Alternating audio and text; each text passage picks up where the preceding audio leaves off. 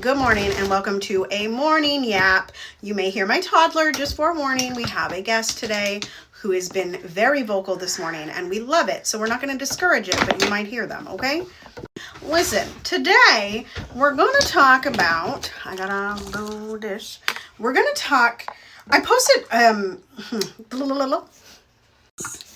on Threads this question about if you were a musician in academia, like what did you take with you? What do you actively use today that's from that time? And I got a ton of answers that were like all of it or like most of it, which kind of surprised me, honestly, because I think there's a lot of stuff that I had to take both in my undergrad and my master's that like I don't really use today. You know, it's kind of like math in high school. Like, I didn't really use that, girl. Like, and I have a math minor, and I still don't use it. You know what I'm saying? Like, even my dad, who is a computer programmer, he was like, I never used the Pythagorean theorem. No, mommy's making a video.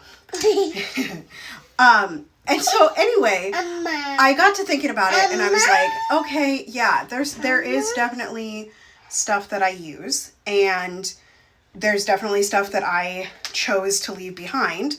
And there's probably things that I use that like stop, please. That I probably use that I don't recognize that I use, or I don't remember that that's where I learned it, right? Yes, that is a duck. Good job. What does a duck say? Bark? No, quack, quack. Quack. Quack, quack. So, anyway, the longer that I thought about this, the more that I realized that the more that I thought about it, the more that I realized that, like, actually, it's the carrying with us, the white supremacist hierarchy, capitalistic delulu that is ingrained inside of particularly academic classical music.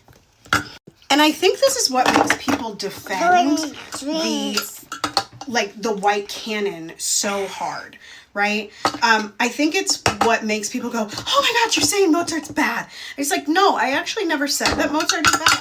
Like, I may not want to sing Mozart, and that may make some voice teachers very disappointed, but like, I never said it was bad. I never said that nobody should sing it, right?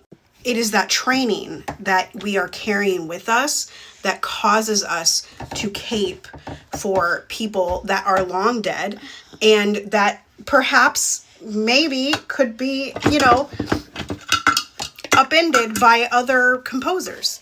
And so I was thinking about that this morning. I was like, oh yeah, a lot of classical musicians are stuck in their ways because they have this very narrow idea of A, what classical music is, B, what it means about them, and C, like the way in which we engage it or the way in which we present it, right? Because there's people that are like, classical music doesn't belong in a bar. You must come and pay $200 for the ticket for da-da-da-la-la-la-la-la.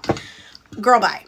You know, like, let's open our minds. Let's have an experimental and play mindset. And what it really made me realize this morning is why I struggle hard to be around your typical classical musician, because the mindset is so closed.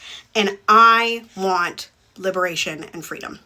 Anyway, that is all for today. Abolish ICE, make good trouble, do good work. I love y'all hardcore. You are loved and lovable, and ain't nobody can change that. And joy, yes, joy is our revolution. And I will see you very soon. Toodles.